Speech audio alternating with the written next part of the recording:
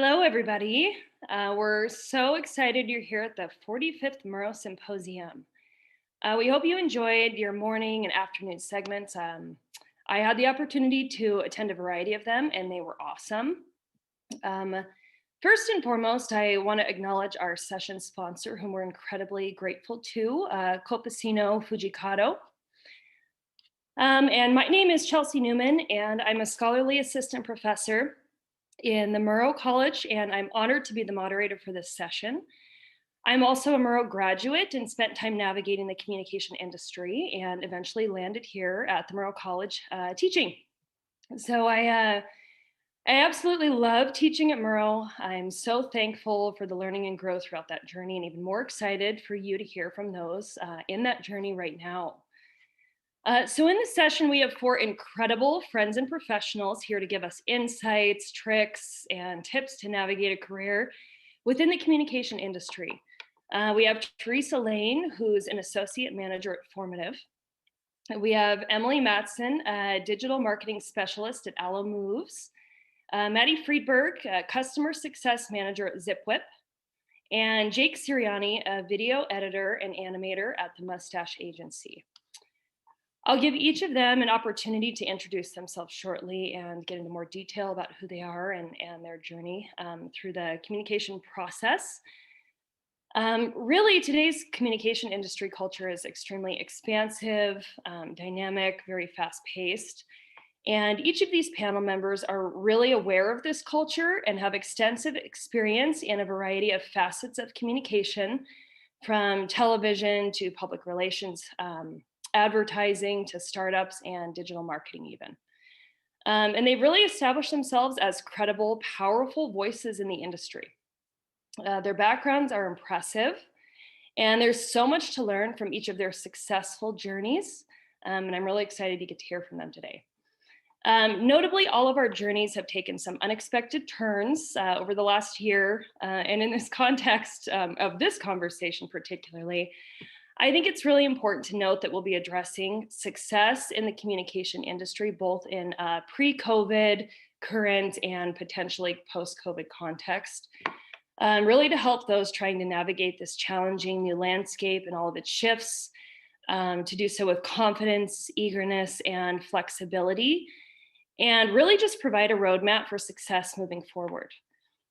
So we're going to dedicate this time with our knowledgeable professionals to a conversational Q&A, that type of a format where I'll start by asking a series of pertinent questions to the panel members. But I would absolutely encourage in any sort of conversation or questions and facilitate those by posting them in the Attendify chat, and we'll get to those as we're able to. If we have some organic breaks in the session, we will refer to the chat and answer those questions. Additionally, we'll take some time at the end of the discussion to address any pending questions that you guys might have. Our session is your session, and the goal is learning through candid, helpful conversation and the sharing of expertise and experiences in honor of growth.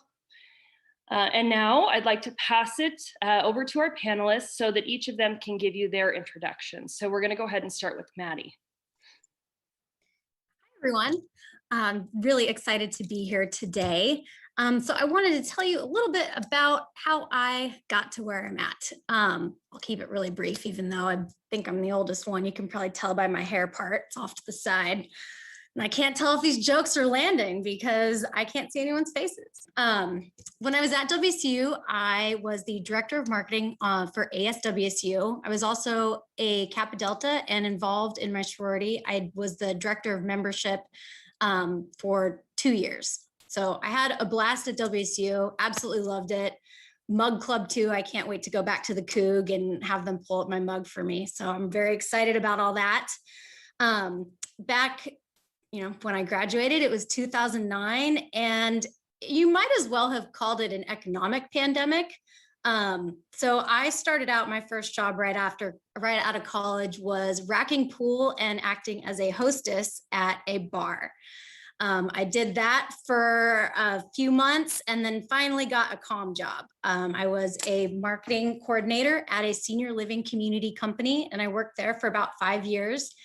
made a lot of great relationships, many people that I'm still very close with. I started working on some special projects when I was there and really liked doing that. So I sought out more education. I went to University of Washington for a certificate program in project management. That led to various opportunities in the agency world. That also led then to some consulting roles. So I worked at Microsoft as a consultant for a number of years as well. Still kind of had that little curiosity. I just didn't feel like my career was as full as it needed to. I was speaking to a lot of people about marketing and advertising and sales, but I had never really sold anything myself. So I wanted to get some sales experience, and I was really happy that I did because it was very hard. At the same time too, I also kind of had that curiosity bug and just kind of didn't feel like my learning was totally done yet. I still don't, and I don't think it really ever is, but I went back to school and got my master's from the University of Southern California in communication management, and I graduated in 2019 with that master's degree. Today, I'm blending all of those experiences and working as a customer success manager at a tech startup here in Seattle called Zipwhip. And I work primarily with professional sports teams and higher education. That is the bulk of my book of business. And so it's also challenging right now, working with professional sports teams and helping them navigate various communication campaigns and different strategic marketing plans when they don't have fans in the stands. So it's been a challenging time, but I think everything that I've done in my career has put me in a good position to be able to handle it at this point. So I think for me, at least, I hope that what you take away is being flexible and being open to just what you can do with a communications degree. And I'm excited to talk more about that. Awesome. Thanks so much, Maddie. And now we're going to move to Teresa. Hi, everyone. Thank you so much for having us. It's great to be here reporting from my bedroom. Well, wanted to introduce myself. My name is Teresa Lane, and I currently work as an associate manager at Formative. I've been there for about 2 years now, a little bit over. And navigating, working from home over the last year, whereas we're really used to focusing on work in the office. So it's been a huge change for us. Happy to talk about that a little bit later as well. So I graduated in 2015 with a degree in strategic communication and a minor in criminal justice. Just kind of happened that way. And ended up at the Polyclinic, actually through the Murrow Symposium. Bruce Pinkleton introduced me to a woman who was interviewing for an internship there. So that was my first experience outside of college, and had previously been with PRSSA and done other activities while at the Murrow College. So went to the Polyclinic, hung out there for a while, learned a ton, and realized that, I was more interested in working in an agency versus in-house. So that was really the benefit of me, or benefit of the postgrad internship, is, learning that for myself. So after that, I moved to Edelman, where I stayed there for about 3 years, a little bit over, working on the Samsung Mobile Global account. So if you are familiar with the Galaxy Note 7 crisis at the exploding smartphone, that was our team. Lots of reporting for that. Went to CES, did a lot of really fun, interesting things with a large agency. And then, was ready to move on to something more data focused and something more strategy versus public relations.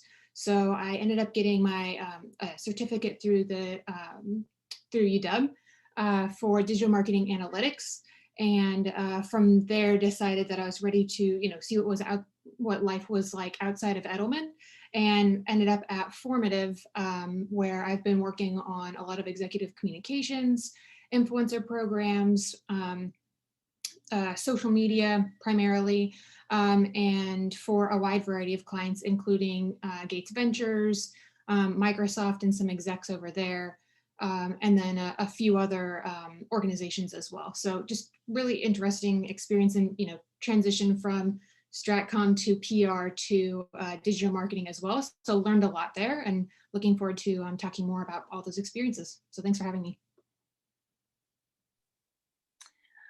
Wonderful. Thank you, Teresa. And now I'll pass it over to Jake to give us his introduction.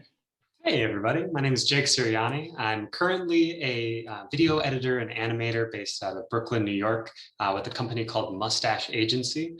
I graduated from Washington State University in 2018, so just about 3 years ago. So I'm still pretty fresh right out of Pullman. Miss Pullman so much. In my time at WSU in my 4 years, when I was a freshman, I got pretty involved pretty quickly. I dove right into Cable 8 Productions, WSU's student-run production company, where I was an assistant director and then later became a director of a comedy. It was kind of like Tosh.0. It was a good time. But then during my sophomore year, I was a director of 2 shows through Cable 8 Productions. That summer, I had the opportunity to intern down in Burbank, California, with a connection through a WSU alum named Mike Harney, who has helped out so many Cougs. I got to be on set with a pilot for his hidden camera prank show with Howie Mandel, which was really cool. And then I also got to intern at a trailer house out in Burbank. And then in my 3rd year at WSU, I was the president and general manager of Cable 8 Productions, so switching into more of an executive position. Then that following summer, I had the really cool opportunity to intern at The Tonight Show starring Jimmy Fallon through this crazy, weird viral video that I actually recorded in Studio A in Jackson Hall on the WSU campus, which was really exciting and it was just a whirlwind. And then I finished out my senior year at WSU, was the president and general manager for a 2nd year. And then when I graduated, I knew I wanted to return to New York. Just it captured my heart, and I love it here, love everything except the rent prices. But I got an internship with my current company called Mustache Agency.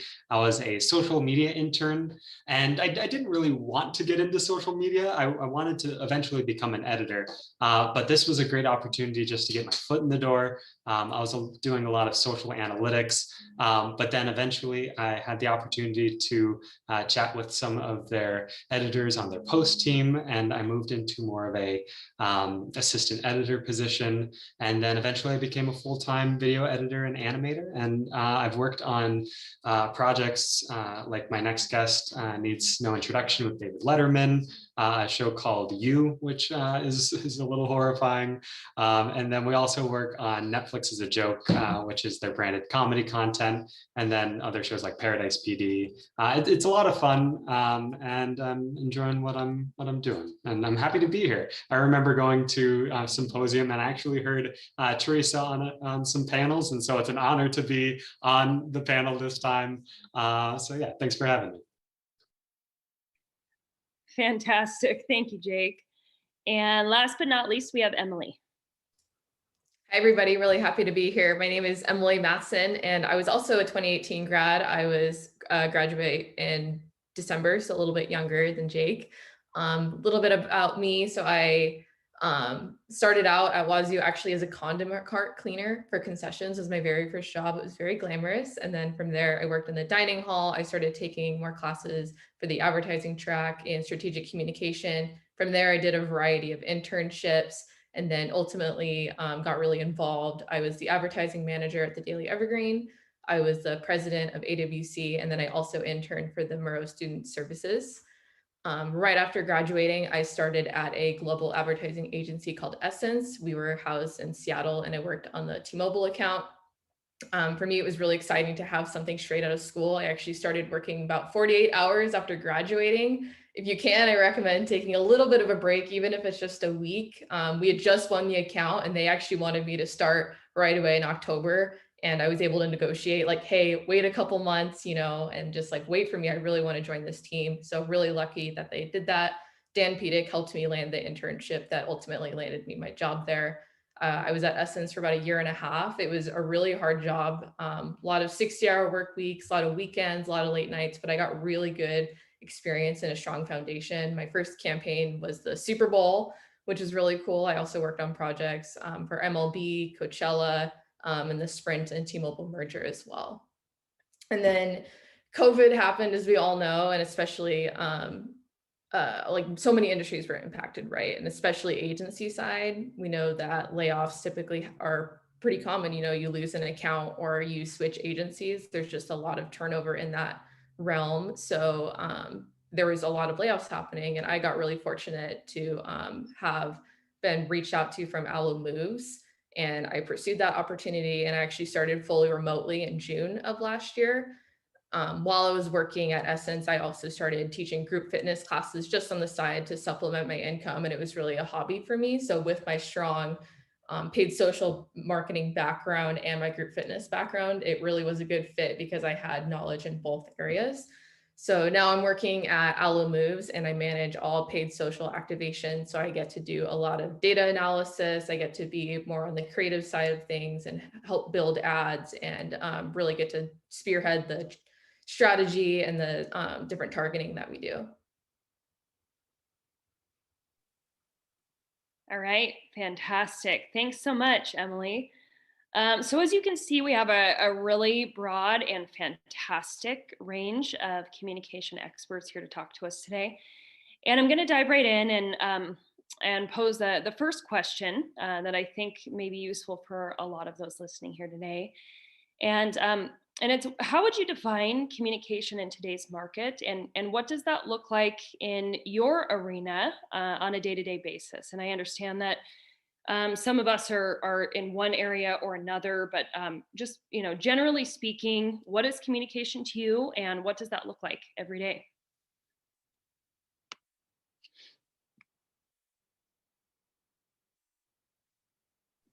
Yeah, I'm happy to jump in. So I think one of the things that I learned very quickly is that in the once you leave college, everything is a lot more integrated. And so, in classes, you have a public relations class, you have a film class, you have an ad class, and really the expectation is that you're, at least in the agency world, the expectation is that you're capable of doing a lot. And you're capable of, doing the social media and, reaching out to the third parties that need to be communicated with, ensuring that your messaging is on point, taking the photos. It's a lot more well-rounded kind of experience. At least that's how I've viewed communications since leaving college. And I think, especially as you look at marketing is, it's PR, but it's also, its own thing. It's also business. It's also a lot of different pieces. So that's what I've learned over the past couple of years.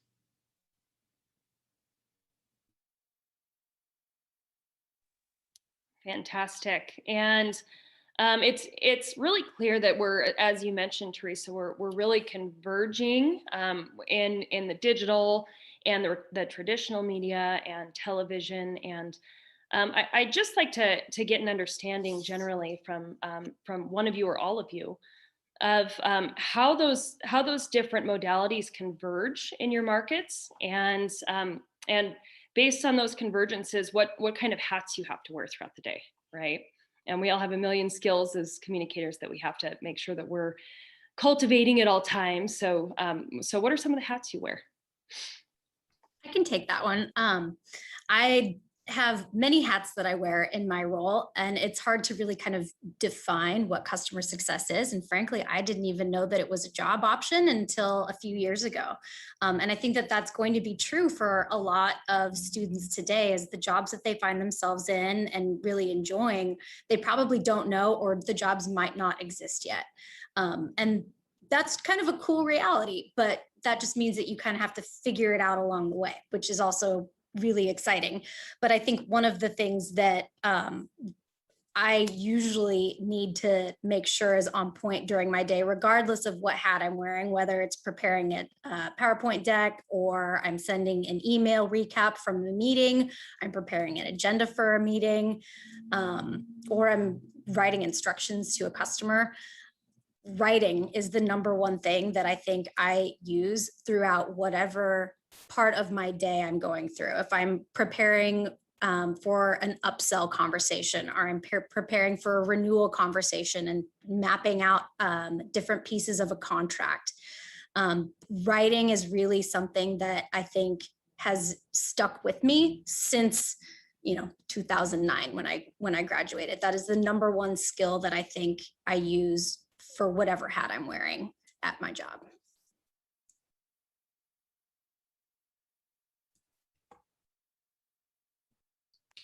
I can go next. I think in my job, it's, I think one of the biggest skills for me, at least, is a soft skill. It's just a good attitude. I think that's something that you are kind of drilled into at WSU, especially Cable A Productions, just showing up. That's half the battle, being the first to show up, the last to leave, and then also adaptability. And so when we're talking about different hats, something I learned at WSU is how to be adaptable. Do they need a director, a producer, a video editor? WSU is really cool because it teaches you all of those skills, and you can be adaptable with that. And so if someone doesn't show up, you can step in. And I think it's just great that you can have all those hats. And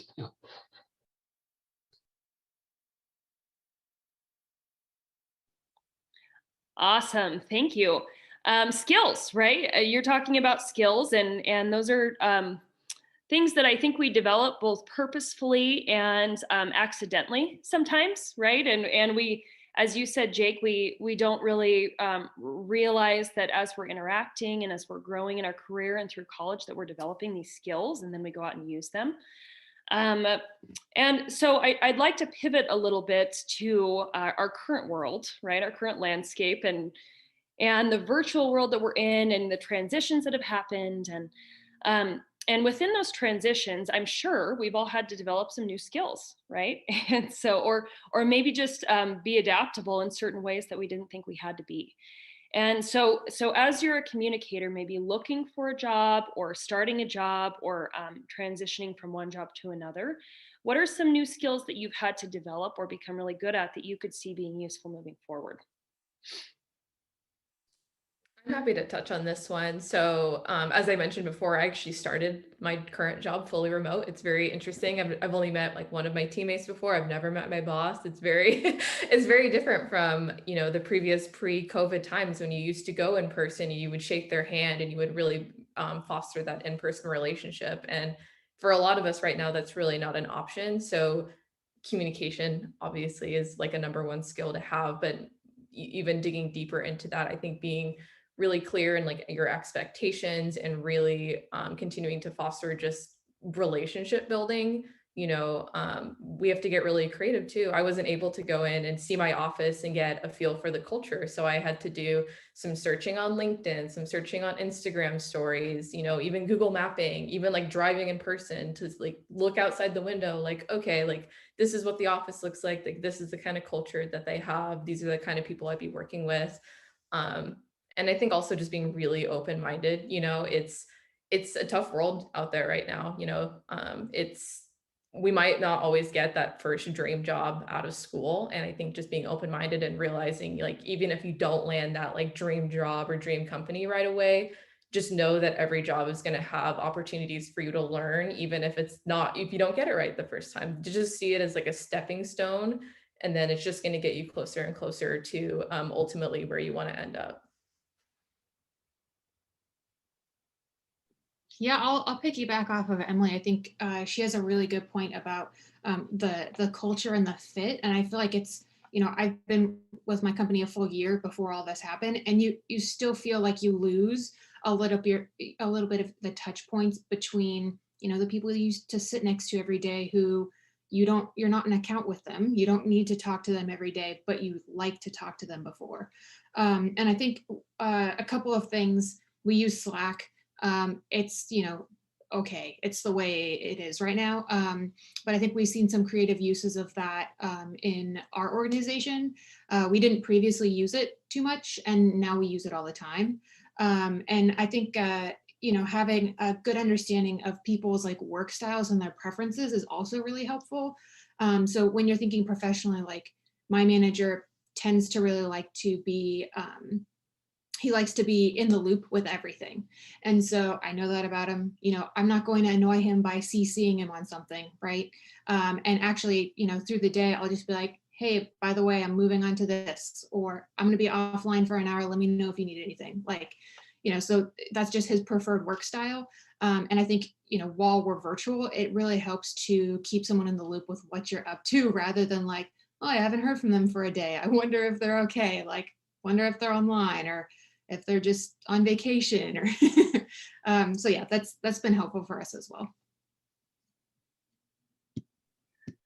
Fantastic. And you know, I heard Teresa, you just mentioned a little bit about culture, organizational culture, and how to navigate that. And I think sometimes, you know, maybe we don't touch enough on finding the right fit, right? And making sure that it's not just you getting a job, even though that's really important, but you finding a job that that you can really contribute to, or a company you can contribute to in ways that you're personally skilled at, and in ways that they appreciate.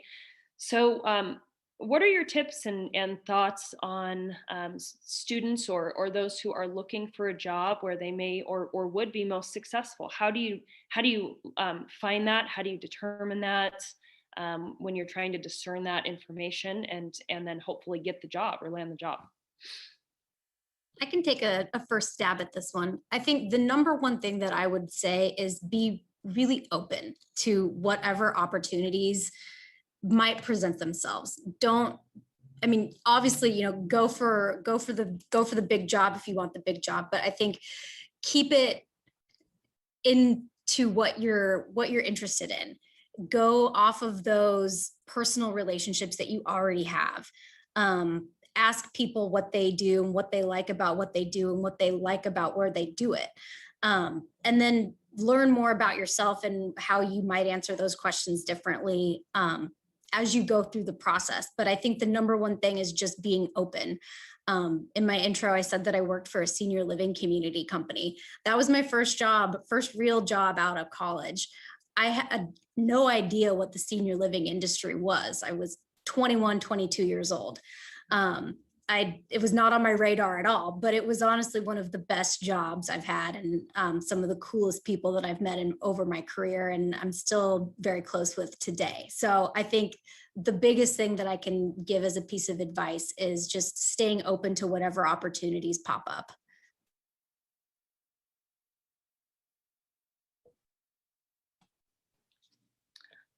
Fantastic. And as you said, Maddie, oftentimes, you know, where we start is not where we end up, right? And we go through this journey may include internships, and then maybe more internships, right? And then maybe the job that you didn't think you wanted, but you got and you learned a ton from, and then you grew from that. And so what are your thoughts or recommendations generally for all of you as far as internships go? And how would you recommend applying for internships or just trying to get an internship when you're getting into the job market? Yeah. You go. Go for it, Teresa. For internships, my personal story, I've always had an interest in late night comedy. I grew up watching Saturday Night Live. And so when I came into college, I knew that Pullman, there's not a lot of late night comedy in the Palouse. And so the markets would be Los Angeles or New York. And so honestly, I started jotting down ideas of how to get there. And a lot of them had me competing with people from USC or NYU. And so I knew I had to do something big. And so recommendations for internships, I would just draft a list of your top 10 dream internships. And then from there, coordinate how you could get in contact with those decision makers, those people who are hiring at those jobs. Like the first 2 years when the Fallon music video came out, 2 years before that, I was just stalking people on LinkedIn, seeing who is making these decisions, who are the writers, who are the editors, who are the production assistants. And I would reach out to them on LinkedIn and say, hey, love your work on Saturday Night Live, keep up the great work. I felt like I was kind of like planting seeds. And so when I was applying to these jobs and then getting turned down, I was like, okay, this doesn't feel great, but I feel like it's a work in progress. And so when I eventually did have that idea to make the video, and then I was able to send it to these people that I've been reaching out to for the previous 2 years, they're like, oh, that's that weird kid from my LinkedIn. And so it was just kind of like a slow build, but yeah, just start with creating a list of if nothing was holding you back, where would you want to go? What would bring you joy? And obviously paying your dues and starting somewhere is important, but yeah, at the end of the day, what brings you the most happiness and what leaves you feeling good at the end of the day? And then create a battle plan and go from there. Yeah, totally. I love the idea of planting seeds. And I think that another way that you could do that is to kind of create a work back plan for, you know, the ultimate organization that you wanted to end up at. So in some ways, I accidentally did that, I guess. I actually was an intern at Pullman Regional Hospital. It was unpaid, but excellent experience, and, you know, really gave me an actual, you know, first job in communications on my resume. So it actually looked like I, you know, could be an intern. Basically, I was an intern for like 5 years.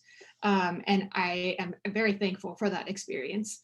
So I started at Pullman Regional Hospital, ended up having that in-house healthcare experience, and was able to translate that to the polyclinic in Seattle. From there, Edelman needed a health IT intern. And so that's how that experience worked later on. So you could probably, you know, if you wanted to work in healthcare full time, or if you, you know, I know a lot of people really like Seattle Children's or some of those other organizations that are doing really important, valuable, fascinating, you know, kind of tragic stories. You could easily, you know, create that work back plan and say, okay, you know, Pullman Regional Hospital is where I'm going to start. Then I have that industry experience, and then I'm going to, you know, work my way up. You could do that with skills too, and say like, okay, you know, I want to be the videographer for this organization. Well, I need this type of experience, and I can get that experience at this organization right here, even if that organization isn't where you want to end up full time forever. Fantastic. And you're, I heard both of you touch on this job transition process, right? And again, where you start is not where you end up usually. And so what are your thoughts and recommendations for those who are, you know, considering making a change or making a change? And how do you navigate that and make sure that it goes smoothly? How do you consider where you want to go if you're not where you want to be and try and get there, right? What does that process look like from your perspective? I think the number one thing to do is to stay in contact with the good people in your life that you know.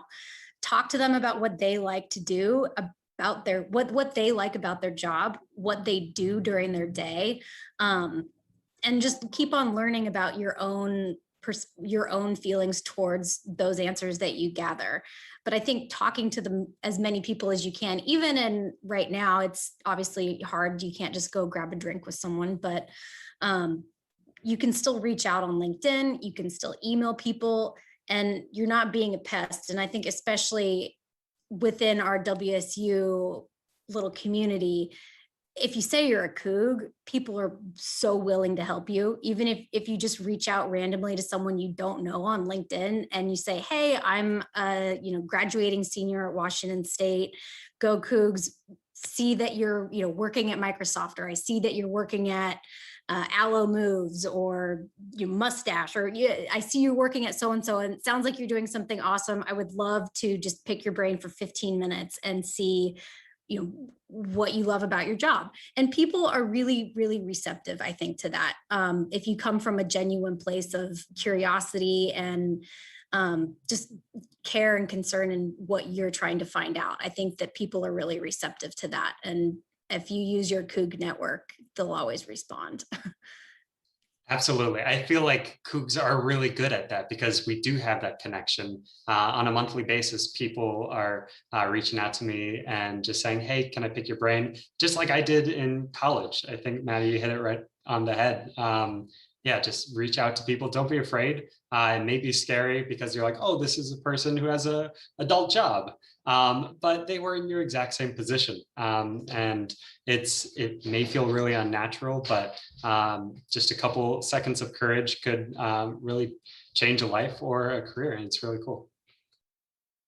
Yeah, I completely agree with Maddie too. And just to echo that, informational interviews are really helpful. And especially when you foster those relationships early on as students, you know, everyone was a student at one point. We all were beginners at one point, and people are really likely to help you if they know that you're just starting out.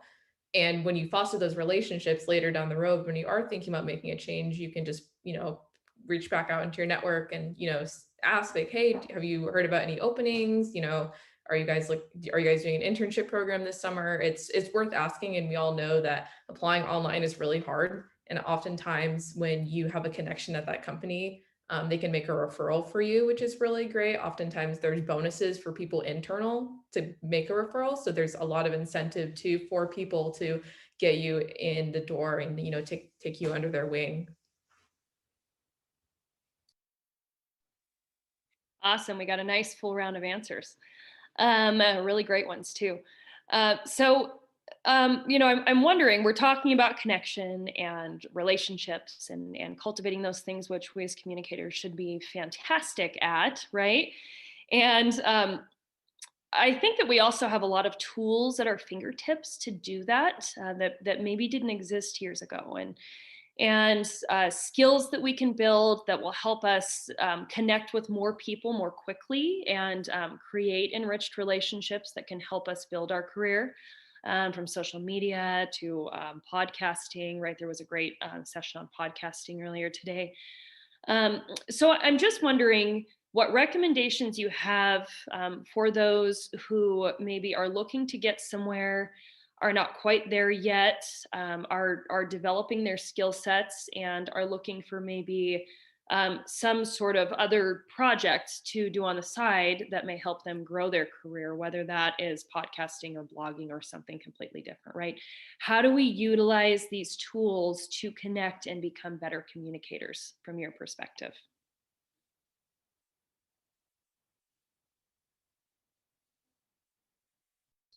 I think a big step of it is just starting somewhere. So if you're watching this and you're a freshman or a sophomore, even a junior and a senior, reach out to people on campus, join a club, join an extracurricular. It will help you immensely. It will help with your social skills, but also it'll just add to your resume, and it's a great experience. And so whether you want to make videos, join Cable 8 Productions. If you want to be an on-air anchor on the radio, join KUGR. I know COVID is making things a little bit more difficult. And so good on ya, keep up the good work. But yeah, I think the point of it is just to find like-minded people. And so if you want to start a podcast, reach out to a friend who might also want to start a podcast, find community, and then just grow from there.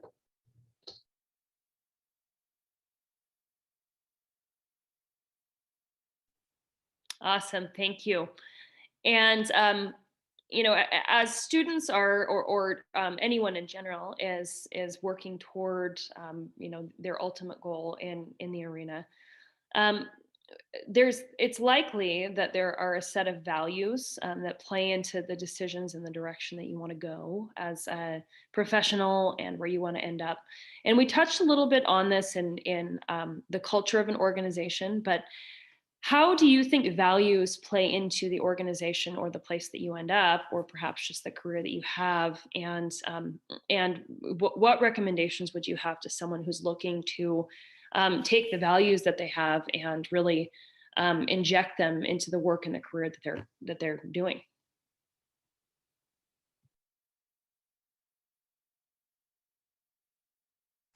I think that's a good question. That's a hard question, because a lot of the values that companies project they're obviously never going to project anything that sounds negative. And so it's hard because when you read something about a company, you go, that does sound wonderful. I want to be a part of that organization. That sounds like an amazing place to be. But sometimes when you get to wherever you ended up, it might not exactly be that way, or you might be on a team that might not reflect those values that attracted you in the first place. And so I think that maintaining kind of that vigilant hope and higher standard, even after you get to a place, if you get to a certain team or just a feeling even that maybe this isn't all it was cracked up to be or what I was sold on in the interview process, that's okay. You can always take a step back and leave too. I had an experience where I was at a company that the values just ended up not aligning, and I gave it my best shot, and I ended up resigning. And it ended up being that was the best thing for me to do at that time. And that's okay, because it opened up a lot of different other opportunities that I was able to take advantage of because I was no longer there. But I think maintaining just that sense of self and really kind of knowing where you draw the line on certain things. And obviously, whether it lines up with what the company says they value, just making sure that you hold true to your own personal standards first and foremost, and knowing what you can and cannot, fudge on or learn more about, I guess, maybe, or have different opportunities for. Just making sure that you stay true to yourself and holding those values true, I think you'll be totally fine. The other thing that I would add is that you're allowed to change your perception and your values and your beliefs later on. So, especially thinking about agency life, what Emily said about, agencies, you work lots of hours. Sometimes they're weird hours. Sometimes your clients need you at 6 a.m. and you're like, this seems unnecessary, but here I am. And so, for some people in your life, that's when you want the experience. That's what you're looking for. And, maybe a couple years later, your values change. Maybe, your life changes. You buy a house, you want to have a family, like everything changes. And that's okay. Maybe the values maybe your own values and the values of your organization no longer align. And that's fine too. It's just a matter of, being able to make the decision and kind of exiting that with grace, I think. That's such a good call out, Teresa, that your values can change as you grow more into your career, more into what you see your career going towards. And there's some stark contrasts between, agency life, consulting life, and I've kind of run the gamut on those. And I think that as your values do change in that regard, it's good to, seek out different opportunities that align too. And company values are always going to be posted one way or another, but that's just such a great point that as your values change for your life, you can also change your career and have it morph into something as well.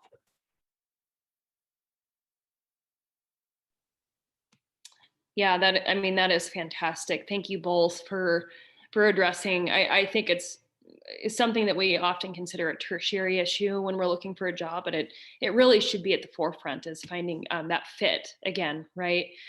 And modifying that fit as we need to. So on that note, we're talking about the organization's values, but intrinsically we all have to have some values as we, kind of navigate this landscape and figure out where we belong in this communication discipline and industry.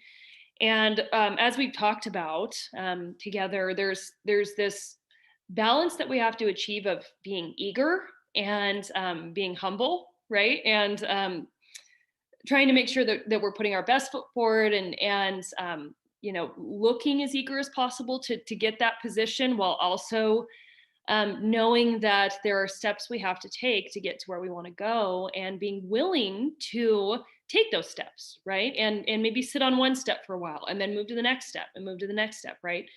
And so from your perspectives, What is the right balance of that eagerness and humility in that process in order to succeed? And just describe what that might look like in the job process. Well, Yeah. mine like started out real harsh. I thought I was like riding high at WSU when I was the director of marketing for ASWSU, had all my, things in order and my resume looked great and my grades were doing well. And then I graduated and I was racking pool at a bar. So I think that like just knowing that you can still do really well, but you might not have a dream job right away. And just I think I said it before, but I'm going to say it again, just be really open to whatever different opportunities can come your way. And don't be afraid to work hard. I think that that's one of the biggest things too. Being eager means that you have a lot of energy, and a lot of energy can go into some really good hard work. I think to echo what Maddie's saying too, a lot of what we see on social media, LinkedIn, Instagram, it's all highlight reel. Not everybody's going to put on their LinkedIn that they were a condiment cart cleaner. I have something similar that I kept on just to kind of remind myself, like this is where I started. Like, I feel like I really started, not necessarily from the bottom, but I was like, how am I going to get from like refilling ketchup in Martin Stadium to, doing advertising? Like, how am I going to bridge that gap? And I think every step of the way I had to remind myself, like I'm thankful to be here. I'm thankful to be making money and I'm able to, pay off school as I go. And I think you just pick up soft skills, and those soft skills you can really use anywhere. And those soft skills are going to get you that first internship or job with the hard skills. And then over time, you just kind of snowball and you just kind of remember to carry everything with you. But I would just say, like, just be as thankful as you can. I know it's really hard to be sometimes, but carrying that with you will help you stay humble. In Murrow, there's a Cable 8 lounge, and on the wall there was a quote by, I think, like Conan O'Brien that said, "If you work really hard and you're kind, amazing things will happen." And if we're talking about when to be eager but when to be humble, I think if you match your eagerness with your patience, I think that's a good flow to get into, because if you go full send on just hustling all the time and you want everything right now, that's just not how it's going to work. It might work, and mazel tov, good job, but it won't happen every single time. And so if you get into a rhythm of, okay, I'm going to work really hard, but I'm also going to be realistic that I'm not entitled to everything happening right now. I think if you balance your eagerness with patience, it's a good way to get into. And I think too, just a number one rule for all things, but especially when you're trying to get a job and navigate a career, rule number one, don't be a dick. And I don't know if I can say that, but I just did. So there we go. But no one wants to work with you if you're going to be a jerk or be arrogant or, I mean, it's a good rule to live by, and definitely a good rule to work by. People want to enjoy you as their coworker, as their teammate. And so I think that is just a good rule to remember. I couldn't agree more, Maddie. I think that's great. So we do have a question that just popped up. So I'll go ahead and pose that to you guys. It says, how have your personal interests and skills helped you to navigate your career path? For example, playing music in a jazz band in middle or high school. What ways have you used any of your own personal skills and or interests to help you find the direction you wanted to go in the field of communications?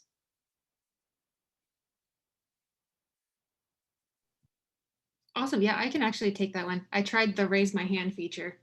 So there it is. So I actually grew up as a poet in creative writing. I went to an arts magnet high school in Vancouver, Washington, that specialized in only arts. We had no sports, we had no horticulture or home ec or whatever other classes people have. We just had art. And so my focus was creative writing, specifically prose. And so there's a wide variety of ways that relates to what I do right now. Obviously, I write a lot. I write a lot of emails. I talk to people all day. But really what I think is the biggest takeaway for me from that experience is how to accept and provide feedback in a kind way that makes someone feel good about the situation. The way that we went about that, you would, print out your poem, you would send it around the table, you would read it out loud, everyone would, have their own thoughts, and you'd go around the table and have that conversation. And with poetry, it can be so personal, especially you can imagine the poetry that came out in high school. But it's very easy to, and so for that reason, it's very easy to make it personal and feel like it's, oh, you don't think I chose the right word, like that's an attack on my personal emotions. And through that process, you kind of lose that, that hold on some of those words and that personal feeling, and you just know that you're all trying to get to the same great product. So that's one of the things that I've been complimented on, is like, you're good at providing feedback and you're good at accepting and actually implementing feedback. And it's been really great to have that as background knowledge before I even got to college. That's awesome, Teresa. I feel like this question is strangely targeted at my life and my experiences. I played jazz band in middle school and high school, and I've just grown up loving music. I got my melodica here, and it was kind of weird. When I first moved to New York, I moved here not really knowing anyone. I didn't have many friends, and so I would use the time where the normal person would socialize with other human beings, and I would use that to make videos and just continue to work on my craft. And so early in the morning or late at nights, I would take like some instruments and clone myself in like Prospect Park, playing different lines to like jazz songs. And then I would put those on my Instagram. And then someone at my work saw one and they sent it to like the head of social. And then that's how people like started following me on Instagram just as like an intern. I was like, oh, this is kind of cool. But then that grew, like when I kept on making weird videos. One time I made a video from the Saturday Night Live standby line when we were waiting and camping out for tickets. That video grew into an opportunity to do it for Netflix's comedy channel. So I would like wait in line, but then like give updates to 1.3 million followers on their Instagram channel. So that kind of grew me into like a content producer role with the company. So when I finished up my internship, became an assistant editor, and then eventually an editor, just because I made videos on my own time playing like whatever in the park. The people trusted me with like interviewing John Mulaney and Patton Oswalt when they would do stand-up specials. And so yeah, just do what you love. Do silly things, get your hobbies, put out some fun stuff. So Melody, thank you for watching me for the last 3 years to write this question. I really appreciate it. All right, fantastic. So we do have another question. I know we only have about 7 minutes left, so I want to make sure we get to it. The question is, were you able to use the courses you studied to fulfill any job requirements you may not have had any professional experience when you were first applying for the job? So were you able to use some of the core study requirements in order to obtain a job ultimately? Absolutely. I know for me, I was doing a lot of informational interviews during my last semester, and I did the advertising track. So I had Dan Pedic for CompStrat 480. If anybody's going through that class right now, Godspeed to you. It's hard, but it's so worth it. And I was really straightforward with my professors my last semester. I told everybody that had connections, like, hey, I'm graduating in about 2 months. I'm looking for a agency job in Seattle. Do you know anybody? And I would bring that up about once a week. And I probably told Dan Pedic about 10 times, like, hey, do you have any connections at Blue 449? And finally, he was like, hey, Emily, the T-Mobile account just moves to Essence. Do you want a connection to, the lady who's hiring? Yes, of course. So I would say, build those relationships with your professors. They're there to help you. And the projects that you do in class too, put those on your LinkedIn, bring those to your interviews, talk about school. Everybody knows that you're a student, and WSU is known for having a really great communication college. So bring it up, let people know about what you're learning and what you're working on, because it is really valuable.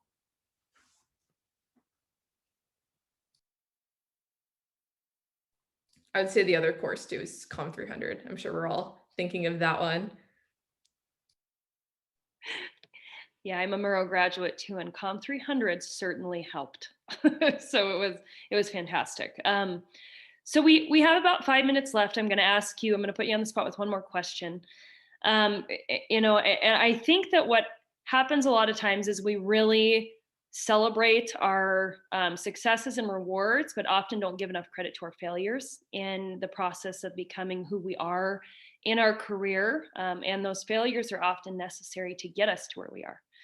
And so rather than being afraid of them, I think it's good to embrace them and say, this helped me grow. So for each of you, we'll say, what is one failure that you had in your career growth process, and how was that helpful? And then what is one reward that you had as a result of that?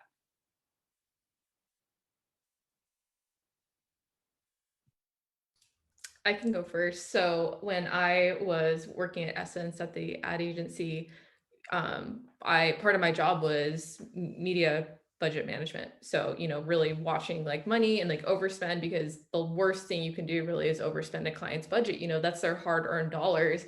And I made a mistake in Facebook Ads Manager, and I overspent by about $3,000.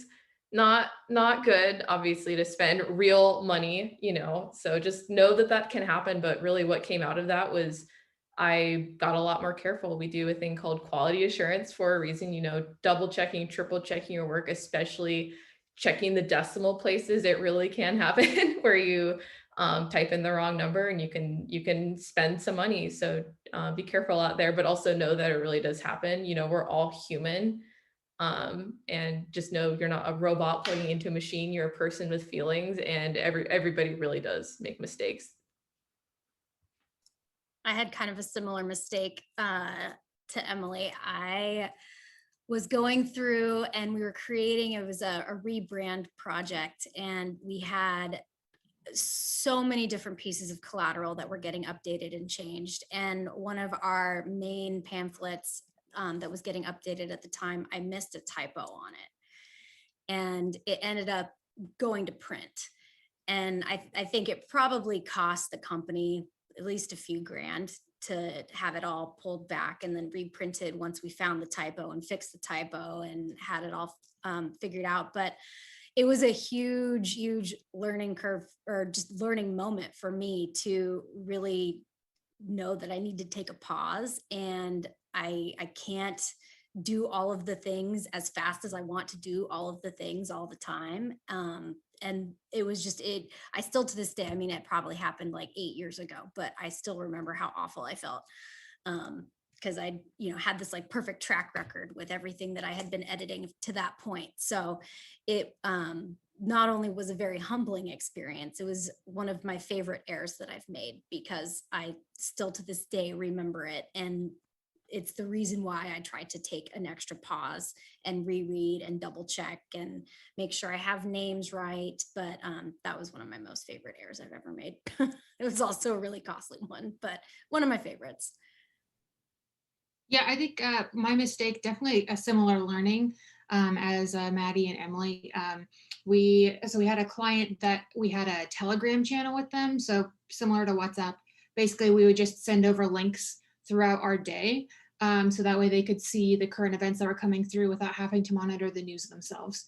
And that was one of my primary jobs. I read the news all day, basically, like who's coming out with the new thing and, when is it going to be available? And instead of sending the Wired article that I intended on sending, I ended up sending a link to a BuzzFeed article.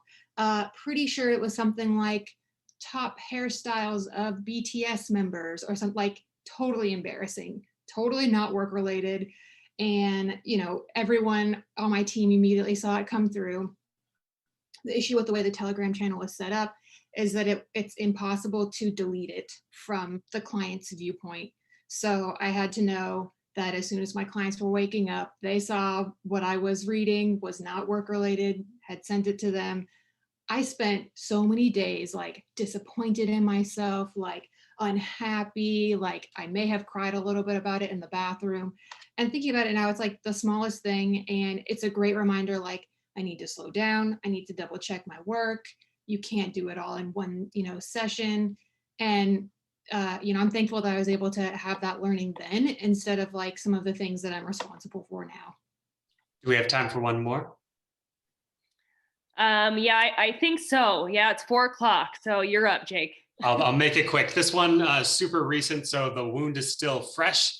I was editing a video for Netflix and NASCAR for Kevin James's show, The Crew, and we had 2 talent on the shoot, and they were doing like this comedic infomercial kind of thing, pitching items to the camera. It was a comedy, so they made a joke about the number 69. At the end of the video, I made a callback, and like the call now number, I made it 1-800-555-6969 because I was under the impression that all numbers with 555 in the middle were like restricted or out of service. That's something I learned in Cable 8. I learned that that is not a true thing. Not only was it a public number, but it was a number to a porn hotline. This video made it past me, my team, Netflix, NASCAR. It made it on the internet, and then it was pulled down 4 days later after people were like, do not call this number because it is a live number. And I could have gotten in a lot more trouble, but we just got a, hey, FYI email from our client, and I'm really happy that I have a job. And I've learned just double check everything. I think yeah, it's still fresh, so I'm still heating up, but yeah, woo. Awesome. Well, thank you all so much. We're so honored to have had you in this session today. And we hope to see your career continue to grow in the future. And all these students are just grateful to have you here too. So thank you. Thank you so much.